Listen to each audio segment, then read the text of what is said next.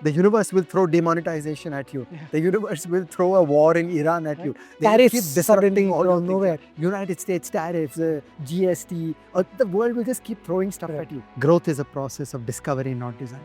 And the people will discover. And I will always respect the people. I'm hoping that in 2027 you will invite me back on your show for the third time. And I want to put up one sentence there for the next show. It's done. Which is that India does not have an unusually high corruption rate. India does not have an unusually poor tax GDP rate. It would be good if we will all just back off and be less hysterical about it.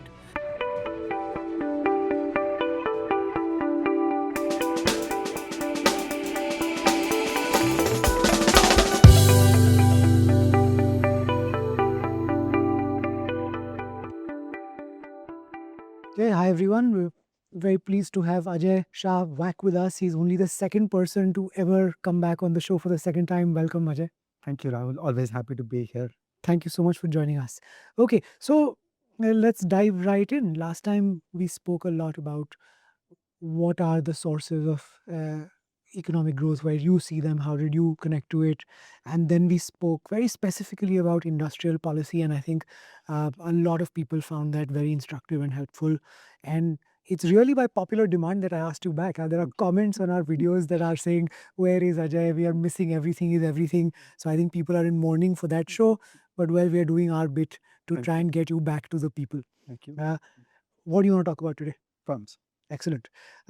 So I think we had a little bit of a discussion before this, right? That and you have always been a very strong believer of firms being the unit of economic growth.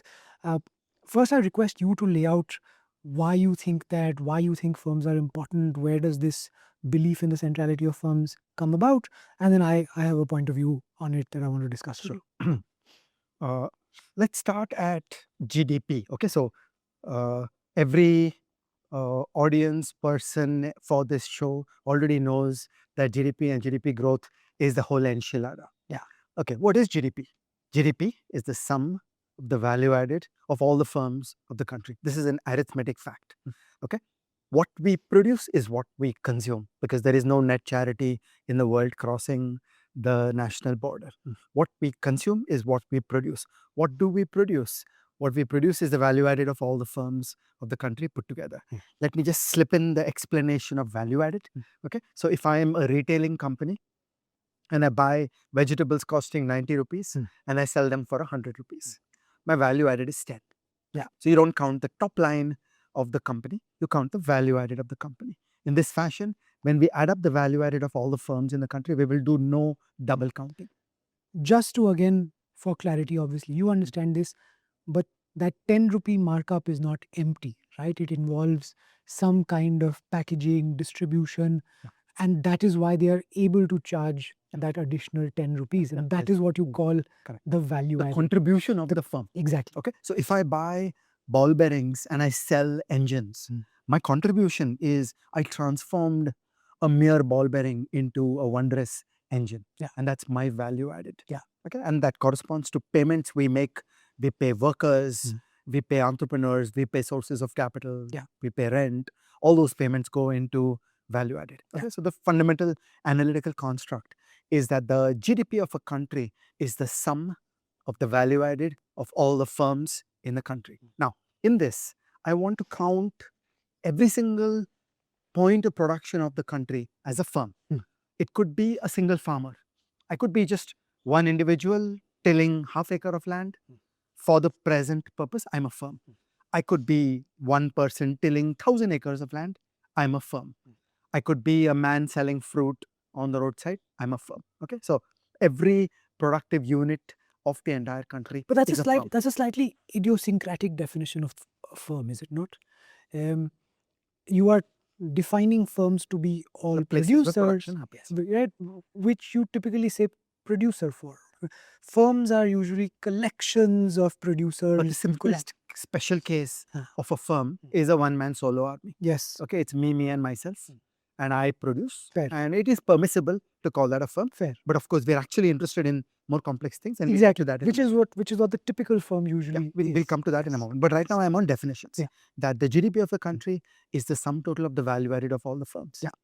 That's an accounting fact. It's not a theory. Yes. It's just true. It is as true as can be. Yes. And therefore, GDP growth means the firms have to produce more. Yeah. There's no other way around it. So this is my first unveiling of the centrality of firms to the concept of economic growth and GDP growth.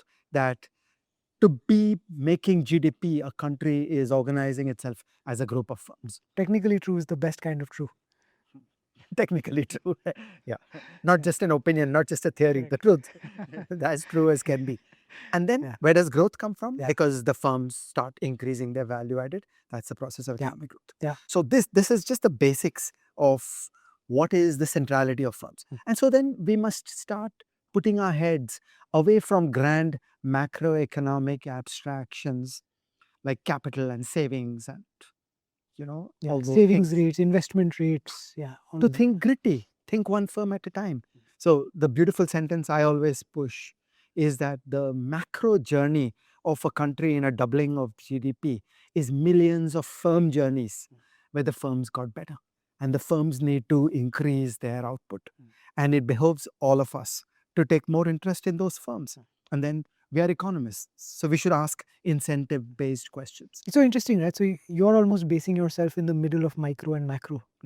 But the macro is a sum of micro. Yes. Fancy word, micro foundations. Yes. That by studying the micro, by understanding one unit at a time, we get the insights that add up to the macro.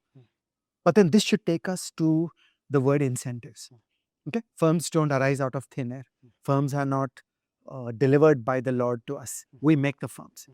Purposive action by individuals and teams makes great firms. Right. So then you should be asking the incentives-based question, that what are the features and aspects of a society that are conducive to the emergence of good firms? Right. And then that gets us the micro story of GDP growth. Yes. So this is the most robust pathway to diagnosing and deciphering where growth comes from. Correct. Let me rephrase it in more everyday, right? An entrepreneur or a startup that says that I want to make either a lot of money, or I want to create a lot of jobs, or I want to produce a better product, or I see a labor of love that I want to put in, is the person who then says, okay, I will invest my time, my capital, both human and otherwise, and create a firm where I shall then produce something, right? And the kind of society that enables this versus not is what you're saying. It is not. And I want to emphasize something almost magical about entrepreneurship, that it doesn't even have to be that I step onto the stage of history holding a lot of capital. It has to be the case that I step onto the stage of history with the energy, with the passion, with the creative problem solving, because that entrepreneurship will then pull all the other pieces together. Right. I'll find the capital, I'll find the people, I'll find the machines, I'll find the technology, I'll find the suppliers, I'll find the buyer. The entrepreneur is what puts all that together and makes the magic of a firm happen. Tell me a few stories that make it concrete, because you're great at telling stories. Dhirubhai Ambani. Okay, it is the legend. The legend runs that he started life as a petrol pump attendant in the Middle East. Okay, and he dreamed and dreamed, and he started building. And he put together first a small cloth making operation. He built it to become a really big company, and then he just relentlessly went into the vertical integration, that you go from artificial fabric to yarn, from yarn to petrochemicals, from petrochemicals to crude oil extraction, from crude oil extraction to crude oil exploration. And over the span of his life and Mukesh Ambani's life, built one of the great companies of the world. Right. And this is just mind stuff, meaning many people have concerns and criticism about the means that he adopted. Right. And we need to legitimately worry about those things. But it is hard to The not facts admire. are still the facts. These facts are still true. It is hard to not admire a person that put this together. Or consider Infosys. Okay, Narayan Murthy and a bunch of others, had nothing. They had almost no capital to speak of. They had some technical skills, and they had the creativity and the imagination, saying, in India, we can actually export software services. Yeah. And they started building Infosys, and they built it and they built it. And a good thumb rule in this world is that every doubling of a firm requires a complete transformation of the way it works. Okay, so what works for 100 crore Infosys doesn't work at a 200 crore Infosys. Right. Okay, and they just took it through doubling and doubling and doubling and doubling to 2 lakh crore. And that is an incredible feat. That every point in time, the firm battled with incredible odds against very difficult circumstances and worked out its pathway to its own doubling. Right. In hindsight, it all looks smooth. But if you were there at the moment, you would realize there were very big challenges. The Indian IT industry has gone through so many ups and downs and transformations, and these people, they stayed on top of it. Or consider the next generation of the software heroes of the country, people like Anand Deshpande, Persistent Systems, and Ravi Pandit, KPIT. These are amazing people. These are amazing firms. Yeah. Like literally starting from nothing. They're chipped away and they've built giant, world-class, world-scale organizations working in India. And it is important to credit management teams with waging all the human and internal battles to score each doubling. Doublings are not easy. And I mean, let alone doublings, I think just sustaining where you are is incredibly difficult, right? And I think you're saying some really, really important stuff that I want to underline, and then we can move on. One is that it is a constant, never-ending set of problems or challenges that the world throws at you that you have to keep solving. It's not that you take this ball, push it off the hill, and then it rolls to becoming a massive snowball or something of the sort. Absolutely correct. So I feel that many people don't give enough credit for how hard it is to be a firm. As you said correctly, even standing still is hard because the world changes and others are competing with you. It's like, why do I have any right to make money? Why do I have a right to make a penny of economic profit? Yeah. Because if other people see my economic profit, they will compete. Yes. And you are absolutely right that standing still, I'm a 100 crore company, I generate a 5 crore profit after tax. Yeah. So a lovely fact that all of us should know is that in the large Indian non-financial firms, the average profit after tax divided by revenue is 6%. That's it. You do all that huffing and puffing, you generate 1,000 crore of revenues, and you get 60 crore as the profit after tax. And as you correctly said, the good Lord does not promise that you'll get 60 crore next year. Yeah. Next year is a war, it's a struggle, it's a fight. And you know, the universe will throw demonetization at you. Yeah. The universe will throw a war in Iran at you. They will Tariffs keep disrupting all your from things. nowhere. United States tariffs, GST, the world will just keep throwing stuff at you. A And the new firms technology, a new galvanize that. competitor, right? Like changing preferences of consumers. It's a constant treadmill. People who do not like capitalism may often overstate the sense of a feudal lord owning some land and getting money out of it for free. Correct. Okay, that is a description of a pre-capitalistic world. It is the deadness of that feudal world that brilliant intellectuals like Karl Marx criticized. And they understood that in capitalism, you found something different. Capitalism was dynamic. Capitalism was constantly contested. Every firm has to fight to earn that money. So there's a beautiful phrase in the world of business, which you know very well, which is, what is your right to win? What is the economic source of your profit? Why do you have profit? Because if you can't answer that question deeply, by God, next year the profit will be gone. Absolutely. You have to think deeply about the sources of profit. And just, you said, right? You said very correctly, there are people who have this negative view of capitalism. The very same people often have a very positive view of democracy. And I wonder if it helps to them to think about it this way, that in democracy you choose your leaders by voting once every 5 years with a vote that is worthless to you. Under capitalism, every single transaction is a vote with the resources that you have earned with your hard-earned money. When you pay money to somebody and say, give me a product in return, that vote has to be cast every single time you want to sell to that person. That person can just choose to not pay you, and very often does. And, uneasy lies the head that wears the crown. Well, when you win an election in India, you get 5 years. Okay? So you get to squander all your goodwill for 5 years. When you are a firm, every day your internal MIS shows you, Yes. am I selling stuff? Am I not selling stuff? Am I profitable? Am I not profitable? Yeah. There is daily MIS, there is weekly MIS. Then there is monthly profit statements. There is quarterly earnings that are reported to the market. And for listed companies, there is a daily stock price. So you are being rated every day. You're being evaluated every day. Yeah. It is brutal. It's a rough life. Yeah. So I feel that people need to give enough credit Yeah. for the sheer intellectual challenge and the ulcers and the effort that it takes to build and sustain large firms that generate profit again and again and again.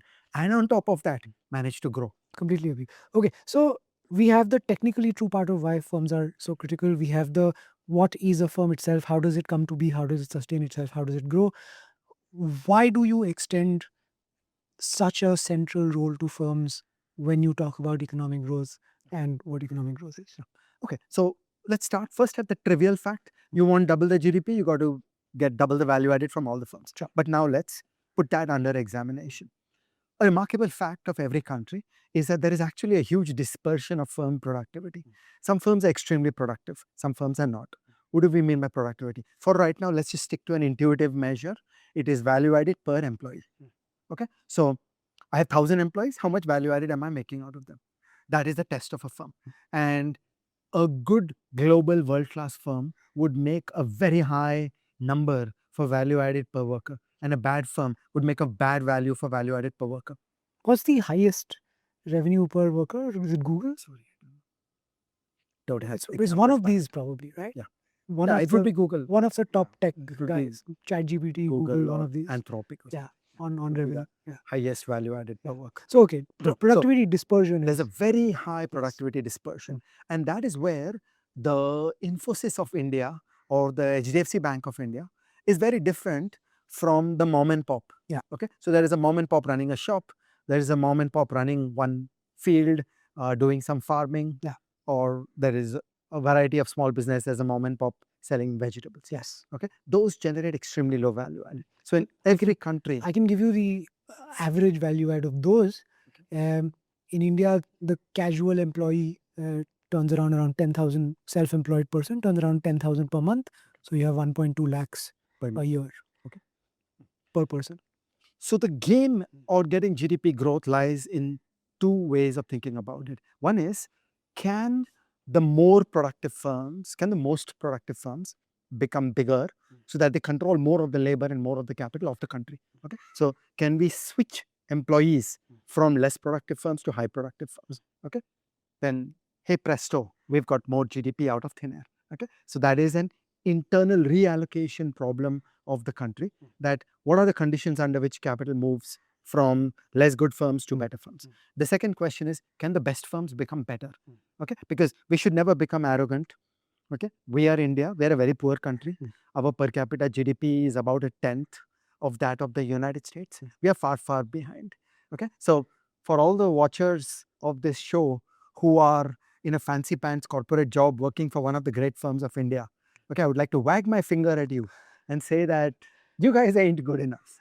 That good firms in India have a very long journey to go before they become productive like the great firms of the world. There's a long journey to cross. So think of it as two parallel stories.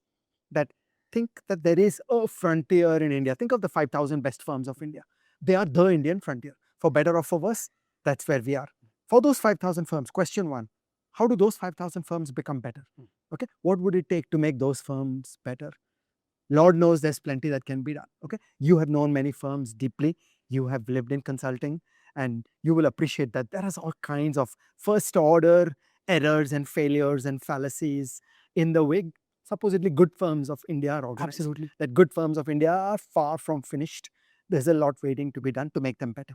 And then the second puzzle is, how do we get labor that is outside those 5,000 firms to get sucked into these best 5,000 firms? Right. So how do we grow the size of these 5,000? There's nothing fixed about the number 5,000. I'm just giving you an illustration. Yeah. So, I mean, let me paraphrase in another way, starting with your second point, which is how do we get the person who is making 1.2 lakhs per year, is their productivity outside, into the firm which again, I'm just spitballing a number, is probably 10, 20 times as much, right? Infosys is probably generating 10 lakhs of value added per employee minimum, probably much more. And that itself, in some way, you can see how that would grow our GDP 10 times, right? Like if you could just get that many more people. Um, and the first one is, how do you even get these to do more? Let me put you a different question, right? And economists, and I've never understood why we use the term intensive margin, extensive margin, etc. But so what you're talking about is a little bit of how do we get the current firms to grow? Is there also a role for how do we get new firms that are much bigger, much better than the firms that we have today? Okay. So first of all, I'm just making up a number 5,000. There's nothing hard and fast. Sure. But it would be absolutely good if either those 5,000 got better, bigger, or if brand new firms emerged who had productivity that was at the leading edge in that class of 5,000. So either way is perfectly good and acceptable. And in fact, the emergence of new firms is an important path to competitive dynamics that keeps the old incumbents honest. So we'll come to that kind of dynamics in a moment. And how much is the history of the firm an important one for people to think about or know about, right? Like firms came about because they were more efficient ways of organizing production. Somebody cooperating with a few other people in a firm structure could do much more, and they outcompeted the guilds, they outcompeted individual people, they outcompeted clans that were working together, family structures, etc. How do you think about that? What would you want people to know about all of that stuff? So it's a fully important story to think about. Back in the Industrial Revolution, firms emerged because the amount of capital needed to do big complex things ran beyond the capital accessible to one family or to one extended family. Okay, so this began even before the Industrial Revolution with the project of sending ships to India. Right. Okay, so the game was you had to outfit a ship, hire a crew, so build a ship, outfit it with supplies, hire a crew, and ship it off to India. The probability of with products, I think the most expensive thing supplies, was you have to buy things to sell to India, so that you could buy pepper. Okay, a full 25% of the ships never came back. Okay, so just imagine you're rolling the dice with a 75% chance my ship will come in. See the old English phrase? Okay, my ship will come in and I'll be very rich. But with a 25% chance, I'm wiped out. And those were scary sums of money. So the emergence of modern concepts of debt, of limited liability, shareholding, right? And shareholding, all these emerged under the commercial pressure that how do you do these large projects? Okay, and this was 16th century, but immediately after that came the Industrial Revolution. Once again, in the Industrial Revolution, there was a very peculiar centralizing tendency in the early stages of the Industrial Revolution, pre-electricity, because the way factories were organized, you would have a coal-fired boiler at the middle of the factory, which would do all the energy generation. And then that mechanical energy would be transmitted to its periphery. And so you needed a really big boiler because the bigger boilers were more efficient. That's right. And you had to build one factory with many, many machines. Once again, the amounts of capital that had to go into this modern enterprise were way beyond any one factory. Right. Now, that doesn't have to be true forever and for always. Particularly in the digital world, we have come back to the ownership of the means of production in the hands of mere proles like you and me. Okay, so now potentially you can get back to far more loose contracting across the boundary of the firm. The great economist Ronald Coase worked on precisely this transaction costs. That where is the optimal boundary of the firm? When is it optimal for you and me to start a firm and paint a boundary around ourselves? When is it optimal for you and me to be arm's length contracts, that we'll write a contract, we'll do complex coordination by contract. In passing, I will notice that for us to write complex contracts, they need to be correctly and swiftly enforceable in court. Otherwise, the whole thing breaks. This is part of the whole incentive structure of the firm. So as long as India doesn't have a meaningful legal system, it's a strong incentive to inefficiently form firms, because then we want culture and connection, and we want an emotional glue to overcome the things that the lack of courts can't. But it's a very fair and legitimate question that ultimately great market economies are born of a collaborative DNA. Sometimes we might like to paint a boundary and call it a firm. Sometimes we might do arm's length things running across the firm, and it's a perfectly legitimate thing. The real game is to do complex, collaborative, high value added production in a way that's efficient. And firms may or may not be. It's a shorthand for it, right? And I think this is that last sentence that you just said is at the heart of it, right? You want to improve productivity. Very often, productivity happens with increasing complexity, increasing scales, and your ability to evolve structures that allow you to do complex things at scale is what is productivity growth, is what is growth. And private people will always cleverly rethink these frontiers. So, would you rather be a limited liability partnership or would you rather be a limited liability company? Right. These are fair and legitimate questions. So, government people in India hate shell companies. Yeah. People are creating shell companies for a reason. So, think of a complex flow diagram where there is a contract and this cash will come here and many of those things will look like shell companies. It's the birthright of private people to create these organizational structures because they think it's optimal. Here's a story from manufacturing of old. Okay, I know for sure this was prevalent in Japan pre-Second World War, and I have seen bits of this myself as a child in Bombay and 5 years ago in Ahmedabad myself.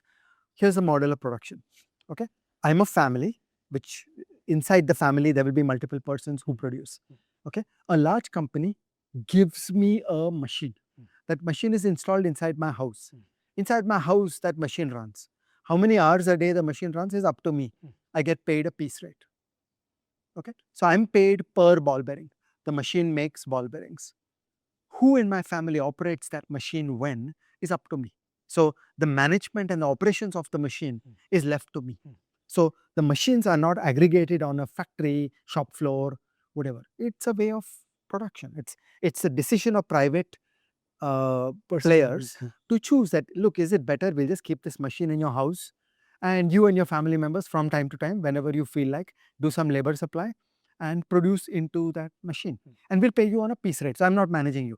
I'm not interested in how many hours you work. In similar fashion, Amazon Mechanical Turk.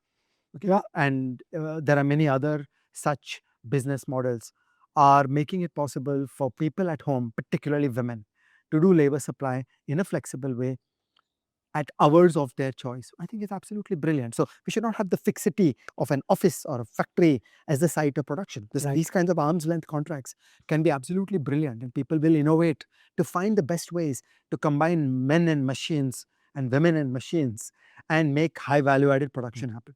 So, quick question on the whole shell companies thing. I think the primary concern, or the primary at least ostensible reason that people put up for saying that shell companies are bad is because they say there is some hera-pheri going on, right?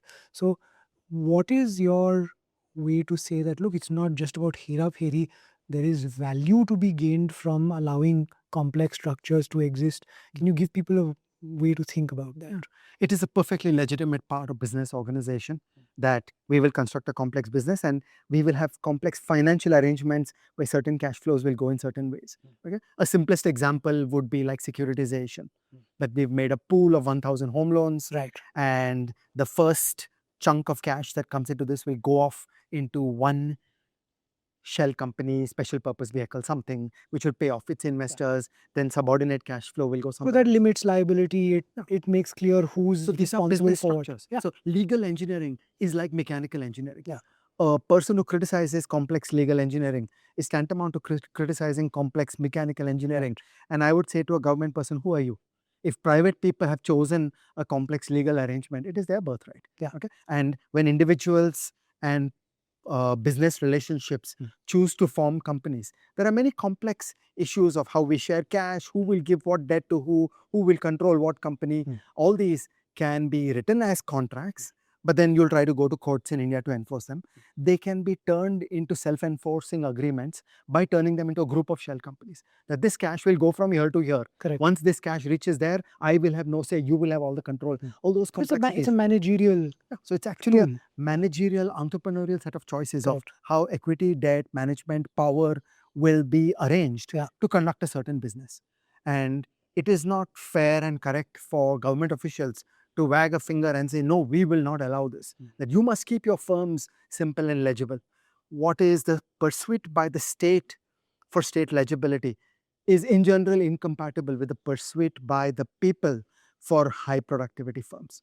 And when there is a tension between the two, the latter must always triumph. And especially when you try to tinker too much, right? Like, so, and again, you spoke earlier about the incentive system within which firms set up and operate. And the ideal thing, of course, is for the state to set up a permissive and stable system. Then the companies will do the engineering, etc., that you like. In India, I think, and you're the one who's been pointing this out so much, is that the state sets up a system which is not permissive to start with.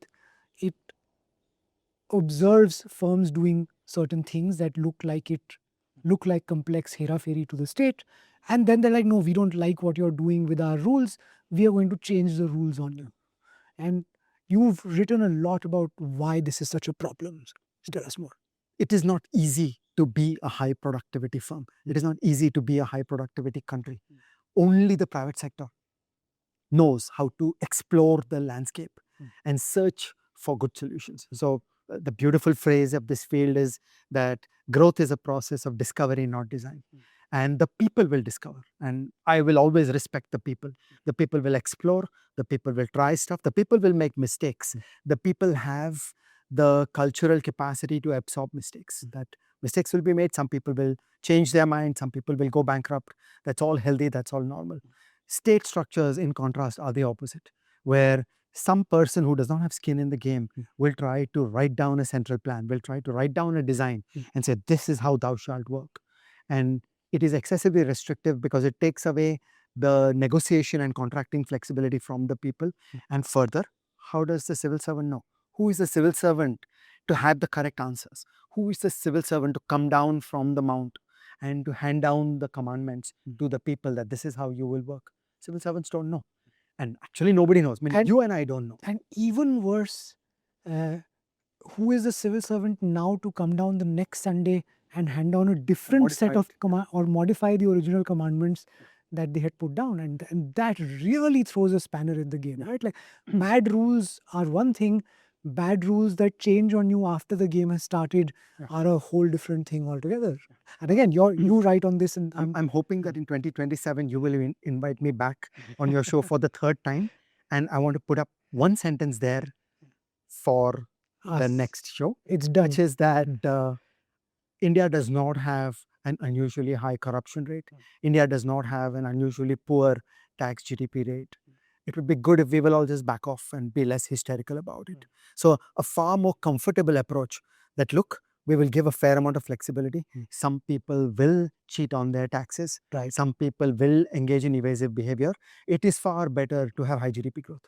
You know, the purpose of the Indian state should be GDP growth, not revenues. So holding a tax GDP ratio constant, if we'll get a doubling of GDP, we'll get a doubling of the coffers of the government. Right.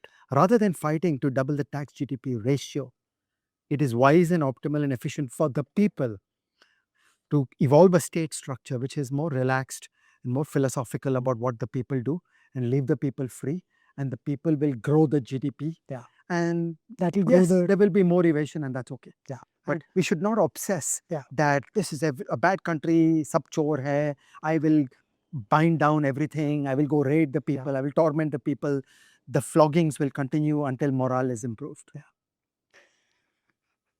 And could use that as a title for next year's show. The floggings will continue until morale improves. And there are 2 or 3 really key things that have led to our system becoming this way, right? And you're completely right.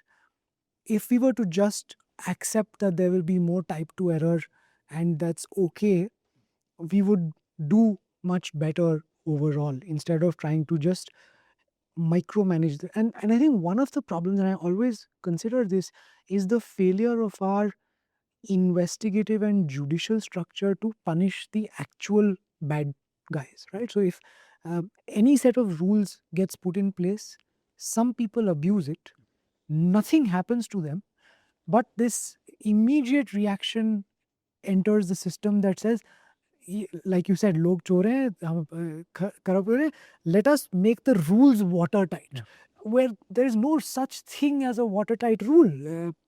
So here's an example. I happen to be on the board of directors of a company, of a listed company. And I'm amazed to report to you that Mother SEBI has created the entire IT infrastructure whereby they find out the names of all the board of directors. Then there is a period of days before a board meeting where my trading privileges on my depository accounts are shut off for the said company.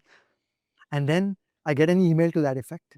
And then after that period ends, I get an email saying now your trading privileges for this company are restored. And this whole thing has been done to prevent me from even by mistake engaging in insider trading. This just strikes me like a lopsided expenditure of time and effort. Okay, so first of all, insider trading is a minor league offense. It does very little damage to society. Second of all, it is trivial to look up a statement and find out did the guy violate a rule, and then find out what was the ill-gotten benefit and make a fine of 3 times the ill-gotten benefit. This is the trivialest of all crimes. An entire administrative bureaucracy and technical structure has been created to prevent me from even crossing a red line. And the crazy thing is, they apply this entire additional burden on 100% of directors to prevent the possibility of 0.5% of directors doing something mildly wrong. And it's not even a crime that's difficult to enforce against, because it's just a matter of looking at the statement. That there was a board meeting. Prior to that, did you trade? Did you make an unseemly profit? Correct. We can measure how much that profit was, multiply by 3. Sir, that's your fine. Okay, khalas. And all through, I will always evangelize. Insider trading is not a serious problem. Okay, it's not a significant offense. It does not derail the structures of capitalism. It's a minor thing. I mean, I agree, but like, since you've said it for the second time, I do want to ask you, the classic reason to say insider trading shouldn't happen is because people fear that it'll be difficult to have market making, because then the uninformed person will hesitate to enter a market. What's the reason why you think it's not serious?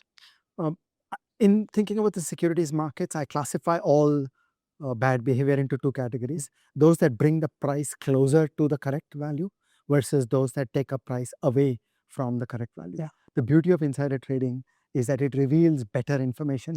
It improves the information content of the price. It creates a public good of a more accurate price that will shape the resource allocation better. Against all these positives, we have this problem that third parties may feel averse to trading in the stock of a company. Which is hypothetical anyway. I'm not actually even sure. And further, if you and I were a company and we wished to overcome that problem, we have every voluntary incentive to create the systems and the institutions and sell to the speculators of the world, saying, dude, come participate in my stock because I'm showing you we have set up good systems by which we will not do insider trading. The interesting thing is that prediction markets, which are a relatively new thing, but which is basically the stock markets for questions that are not stock traded, there people very often make this argument, right? That it's great if insiders trade on a prediction market question because it makes private information public. It's an insider who knows something is either wrong or something is right with the company, and they are taking actions on that. The public can follow that trade. So you're creating a public good. It's free information. Correct. So financial markets create a great public good of liquidity and market efficiency.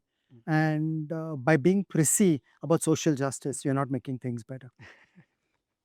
Fair.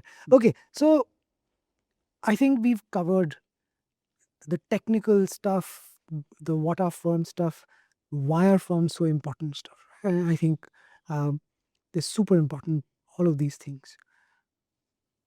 What have been typically the kind of systems and institutions that have encouraged firms, and where are we going wrong? I mean, part of it we've discussed, but still, if you do such a wonderful job of just categorizing your thoughts cleanly, if you can just do that for us. Sure. So first, let me put it up at a strategic level, then we'll get into components. At a strategic level, we should be asking the question that a good country is one that creates conditions where people feel that it is worth their while to put in their energy, their passion, their time, their money, their children, their effort to build great firms. Okay, that's it. So that's the conceptual picture, that firms are not easy. Firms don't spring up out of thin air. Firms come up because humans put their energy and their passion to build great firms. Okay, so just like we spoke earlier about how hard it is to even hold a firm in place. That year after year, if you have a money machine that generates 1,000 crore of revenue and 60 crore of PAT, and you keep on doing it year after year, you are really putting in emotional energy. It's like the Red Queen phenomenon, no? You have to run as fast as you can just to stay in place. And running to stand still. So that is itself an exercise of energy and passion. And then to grow the thing is even harder. It's magic. So it's nothing short of magic. So at a simple high level basis, the top leadership teams of firms, maybe 2 people, maybe 200 people. Those leadership teams have to feel the opportunity and the incentive to commit. It's just, the word is commitment. You've got to commit to the madness, to the focus, to the effort, the emotional energy. As I say, bring your money, bring your children, bring your energy, bring your time, bring your passion, bring your stomach ulcers to the journey of building great firms. Okay? And a society that creates those conditions will get good firms as a consequence. Whereas if a society threatens these persons with expropriation or creates external incentives that distort their pathway to building good firms, then the society will not get good firms. Okay? So this is the core, that we've got to go into the heads of the people building firms and wonder what are their incentives, because people respond to incentives. It's not that a person is somehow wired. So, if you think that the Gujaratis will just build firms and you take it for granted, then you're missing an incentives-based explanation. Anybody will build firms if they have good incentives. And so we should be going upstream and thinking, what are those incentives? Okay, and once we open that box, we come up to the following list of elements that I feel we should think of. Okay, so the first is the threat of expropriation. That if people are threatened that a local gunda will come and extort from you, or a local civil servant will come extort from you, if a local politician will come extort from you, if a CBI raid will appear, and then you will be extorted by criminal lawyers, and all hell will break loose in your life because you were expropriated by the state or by local gundas, then that is a damper, and it will limit your optimism and your confidence in being able to build firms. I don't want to interrupt your flow, but like it's just, and it's not just you. That signal spreads fast, right? So like I was in Bombay last week and I met a few people. Every single person I met was talking about the CEO of a payment bank that has been arrested last week. Every single one of them brought it up completely independently. I absolutely agree. I was an employee in the Ministry of Finance, and Jaswant Singh said to the team, I was not present, but I heard this secondhand, that income tax raids are an uncivilized thing. So on his watch, he put an end to all income tax raids. He said income tax should be civil, that you will send a letter asking for a statement from a person, you will not raid them. Okay? And every single firm in India heard that story. And that is how you create confidence. That, okay, I'll build my business and, we will have less complexities with the government. I won't be woken up with a pre-dawn raid by the government. So simple counts of how many income tax raids, how many SEBI orders, these shape the way in which you see the state as going after the people building businesses. And this is the first thing to think of. Right. That is threats of expropriation. Okay, we would like to believe that the legal system acts as a check and balance against executive overreach. All too often in India, the law of fraternity is united in participating in the expropriation. And that's a very unpleasant state of affairs. So that is pillar one, that protection from expropriation. This does take us towards political settlement type issues. Okay, successful countries find an easygoing bargain between the elites. So the state, the political elite, the business elite, the intellectual elite, the cultural elite should all be on easygoing, comfortable terms with each other. The essence of populism is that there is a resentment and a hostility towards the business and the intellectual and the cultural elites, and the state comes after them. And that shatters the willingness of the best people in the country to commit, to invest, to put in effort.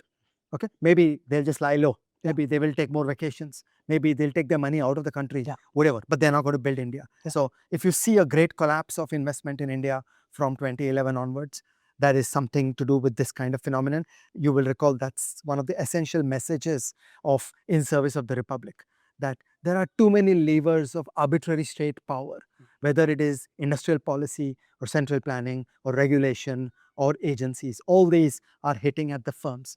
And then the firm just thinks that I'm trying my hardest to try to build a business, but these lightning bolts come from above and they disrupt me. And then the risk reward trade off gets spoiled. I'll invest in a few projects which have a very high ex ante rate of return. For a normal rate of return, it's not worth it because one of these lightning bolts will trip it up. Okay? So, this is the first most basic pillar. So, if we in India have to start thinking about problems, the most foundational problem is, can we step back from this level of fear that is emanating from the Indian state? Can we reduce industrial policy? Can we reduce regulatory micromanagement? Can we reduce the central planning? Can we reduce the fear of the agencies? Can we reduce the difficulties of rule of law? Can we improve the courts?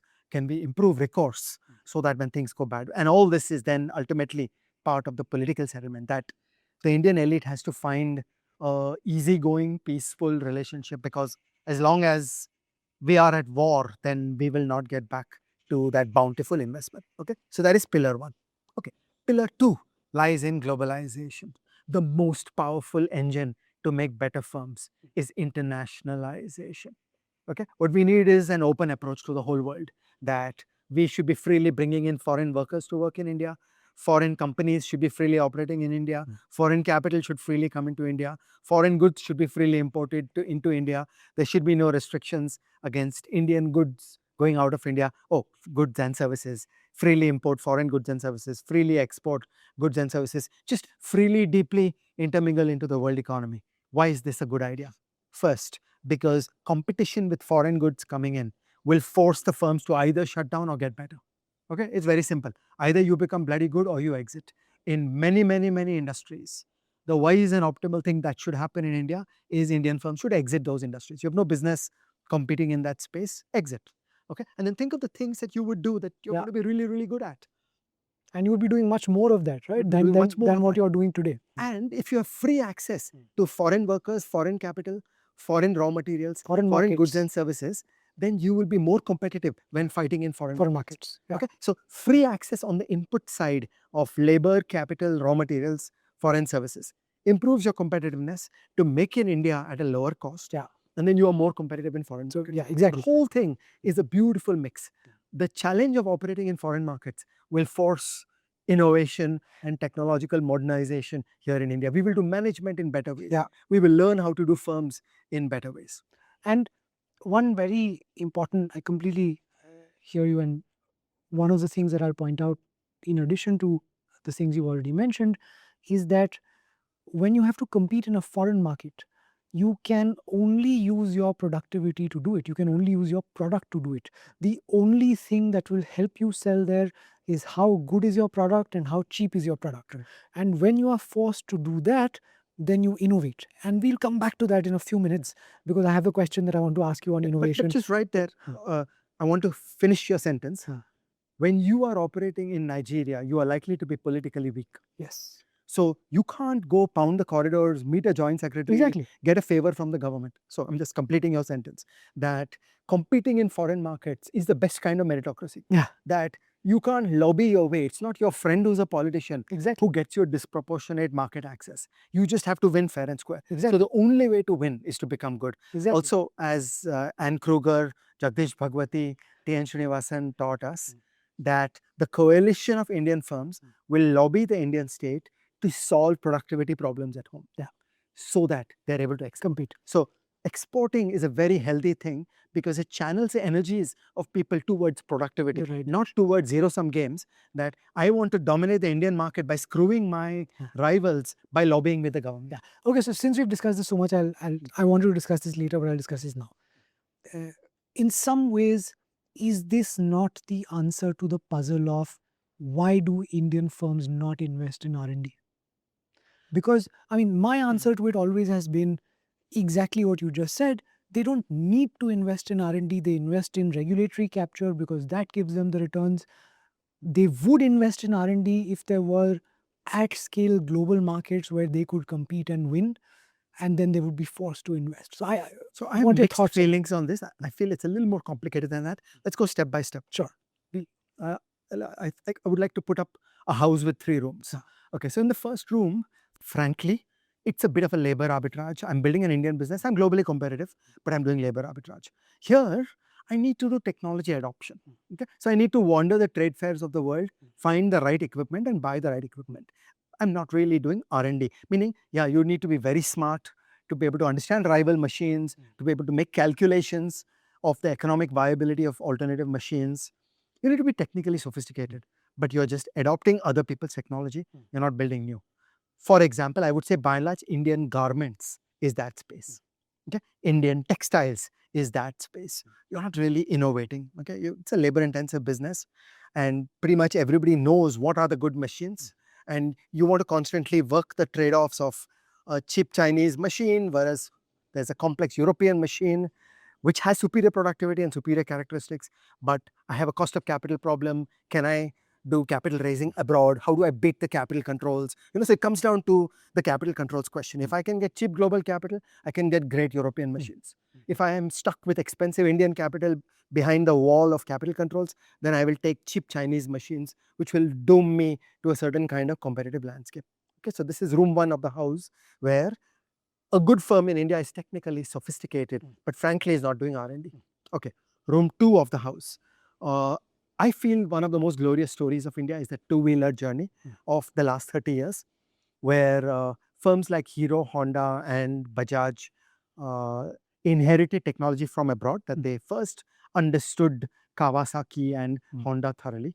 Then they understood that those designs have basic problems in India, that a good motorcycle built for Japanese roads is not a good motorcycle built for Indian roads. And also the level of ruggedization required to be successful in the Indian market was different. So they built R&D in order to chase the Indian user.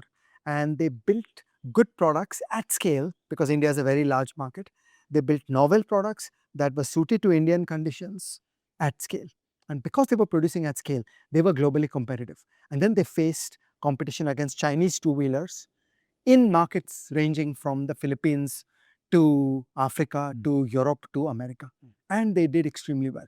So it is one of the greatest triumphs of the Indian economy that in the business of two-wheelers, the good Indian companies really succeeded by global standards by injecting a modest amount of R&D. It was not path-breaking R&D. It was a modest amount of R&D where they were genuinely looking at users and solving a novel problem that the Japanese had not solved, which is a combination of ruggedization. You needed fewer breakdowns per 1,000 kilometers, and also dealing with bad Indian roads. So they solved these problems, and that gave them a global market. As an aside, they are not comparably strong in the EV world. Right. Okay? Because the Chinese two-wheelers in the EV world are just like way ahead of where the Indian firms are. So competitive advantage is always temporary. It doesn't mean You have to keep running. You have to keep running. You're not going to get this now.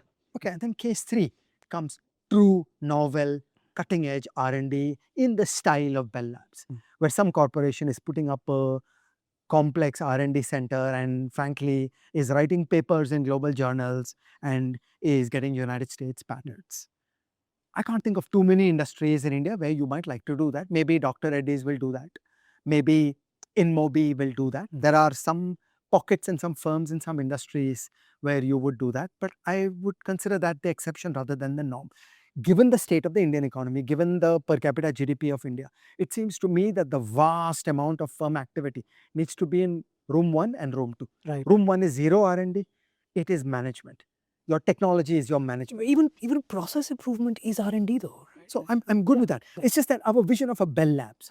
Okay, so you are thinking, I'm never advocating the idea that firms can get away with being dumb. I think of management as research. Management is complex. Like, how do we invent a new kind of firm? How do we change processes? How do we reimagine how something will be done? I have enormous respect for those things. They involve creativity, they involve problem solving. It's just not the hard science. It's not the STEM kind of R&D where there are men and women in white frocks sitting in a lab. I completely agree with you. We shouldn't be doing that kind of R&D in the first place. Not on a small scale. So maybe Dr. Reddy's needs that. Maybe InMobi needs that. Maybe there are 100 good companies in India who genuinely have an R&D center in the sense of Bell Labs. But by and large, for 25 years, I would consider that to be an exception. For the next 25 years, I feel the bulk of the Indian story is in room 1 and room 2. In room 1, you're saying, look, I'm holding the lowest labor cost in the whole world. You once said something remarkable to me in a car ride, that what's remarkable about India is how little we export. Here you are being given the bounty of some of the world's lowest wage rates. Why are you not exporting more? Okay, and so that's the puzzle, that we've got the people, many other things are going wrong. There are some horrible disabilities of operating in the Indian environment. There are explicit fiscal problems. Arvind Modi and I have recently written a paper about the blockage of GST, which is just a completely anti-export thing that is being done by the Indian state. These failures of the Indian state are harming the ability of Indian firms to mobilize labor and capital and play on a global scale. That's room 1. And then room 2, modest, small R&D, where you are deeply responsive to customers and you're solving small incremental problems compared to world standards. And so is your take that 1 and 2 just don't require that much R&D spend? Yeah, they don't require large R&D spend, they require modest R&D spend. So I have actually studied the data for R&D spend of the companies of India, and in the drugs field, you do some amount of R&D. Some other companies do some R&D. Most Indian firms don't do R&D. And it has not been a showstopper. If you look at the firms who got dramatic value-added growth of the last 10 years, what R&D does Infosys do? But as Indians, we are thrilled.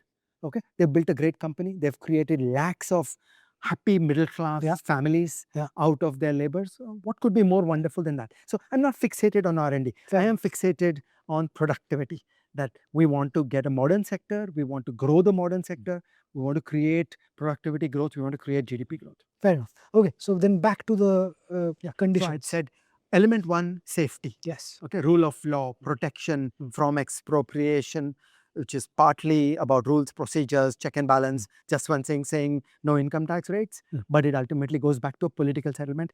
Just one thing, Vajpayee reflected a political settlement in India where there was an easy comfort in the Indian elite, where the state was not out to put the knife into the rest of the Indian elite.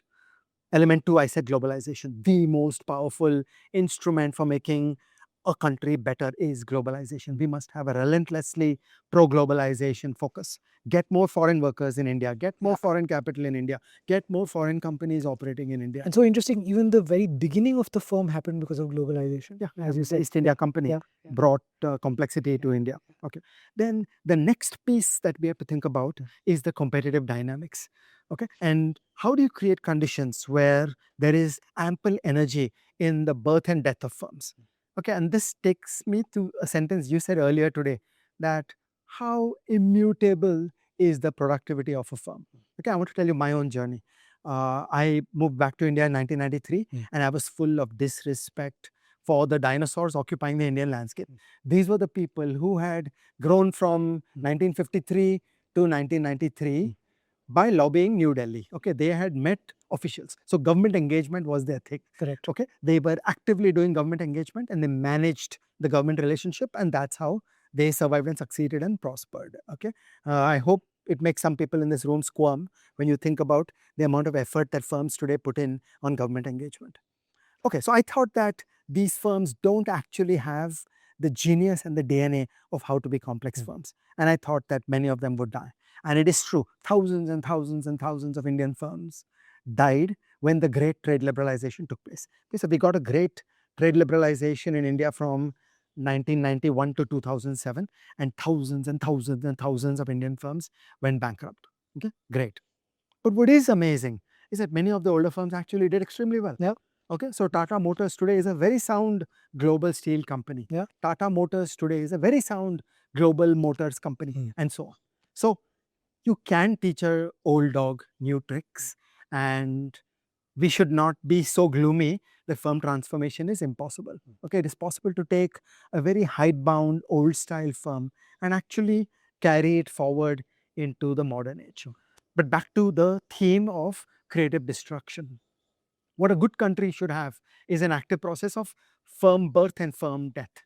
So when firms get into trouble, the firms will try to go to the government and get protection. And a healthy society is one where the government gives no help and the firm goes bankrupt on its own steam, or it reinvents itself. Okay, so firm death is normal and healthy. As you know, I was part of the team that worked on the insolvency and bankruptcy code. A good country has a swift, frictionless bankruptcy process. Yeah. Okay, do a good burial, do a good cremation. Okay, quickly the firm ceases to exist. Its stuff gets bought out. Okay, maybe the firm gets bought as a going concern. Maybe its factories get bought out. Maybe the competitors will hire away its people. Whatever. You just want to finish with the process and move on. And a good country is one where bankruptcy happens quickly. Yeah. And there is no protection, there is no indulgence. The financial system does not throw lifeline after lifeline to keep sinking firms aloft. We should be comfortable. Yeah. Okay. So, as a good Hindu, I will always say that you need creation and preservation and destruction. Yeah. That a country that does not do destruction is missing something fundamental Yeah. in the great trinity of existence. It's so important, right? And it's not just this idea that creative destruction requires destruction, and it goes beyond just the firms, jobs, technologies, things that become obsolete, that are not productive, that are replaced by others. As society, we need to accept this and we need to encourage it. It's a destruction is There's a great churning, and in any healthy society, there should always be a great churning. By demanding stability, we are doomed to poverty. Yeah. Okay? We've got to just understand and accept that the world will keep on changing. On your lifespan, on my lifespan, we have reinvented ourselves many, many times. Yeah. You know, we've not had a fixed conception of who we are, and that's the way it should be. That's a normal, healthy way to live. And the religious illusion is a beautiful one, and I'm going to keep it in mind and try and use it more. Okay, and what's your fourth? My fourth and last idea is finance. Okay, finance is central to the story of firms. Finance is the brain of the economy. Finance does the allocation. So, in a good society, I want to spell out one very interesting little piece. In a good society, whatever is the profit after tax that is made in each firm should be very largely paid out to shareholders. Okay, so give the money of the shareholders back to them. And every time a firm wants to invest, it should have to face the market test of the financial system. You should have to go to investment bankers and persuade them that I want to do a bond issue or I want to do an equity issue. That's a healthy way to approach the problem of investment. And the financial system should be constantly allocating the capital, that who gets the capital. Also, the financial system rewards the right people with a good valuation. So, when you're a good business, you've got high growth prospects, finance will reward you with a high PE ratio and they will make you very, very rich. You will create the currency of your own shares that can be used for acquisitions or for primary issuance. So, finance is a core engine of allocating, of looking at alternative industries, looking at alternative firms and choosing. It's pumping the blood where it needs to be. Yeah. And you remember when you and I spoke about industrial policy, I said that the right place to do industrial policy is called a financial system. That if you think EVs are such a great bet, well, the PE of an EV company should be 100. Okay. Or if it isn't a great bet, the PE of an EV company should be 10. Yeah. Okay. That's the job of a financial speculator. Or if you believe that no, while the PE ratio of EV companies is 10, I'm sure they have a great prospect. By all means, go buy these shares. You will make a ton of money. So, finance is that open competitive system where many, many clever people are looking at the firms, looking at the industries, looking at technologies, and making industrial policy decisions. They do industrial policy better than any bureaucrat. Because they're doing it with skin in the game. And they're doing it with skin in the game. Yeah. And also, it's an approach which permits many answers. You don't have to have only one answer. Correct. You don't have to have one national champion. Correct. Okay. Maybe Anthropic is good. Maybe Google is good. Yes. Who's to say? And you don't need any expropriation either. And there's no expropriation. There's no taxation going on. Industrial policy you need to, right? And I think and that's one thing that industrial policy, it gets the signals so mixed up. It doesn't allow the financial system to do its job either, right? Because you're taking from the successful firms because those are the only ones you can tax. Taxes, yeah. And you have to pay it to the loss-making firms. And just think how messy it is for a normal business person in the real sector or a normal participant in the financial sector to start second guessing the government. So when the government says solar energy good, now suddenly private finance will start chasing solar energy. Private businesses will start putting more solar energy. This is all a complete distortion. And you don't want that contamination of the minds. The market economy should be a thinking, energetic combination of clever people and a clever financial system at all times. So if I may just summarize, what creates conditions for the emergence of high productivity, high capability firms? The first and foremost is the political settlement and safety from expropriation, safety from private gangsters, safety from the state. The second is globalization. The third is creative destruction, the entry and exit of firms, and the fourth is finance.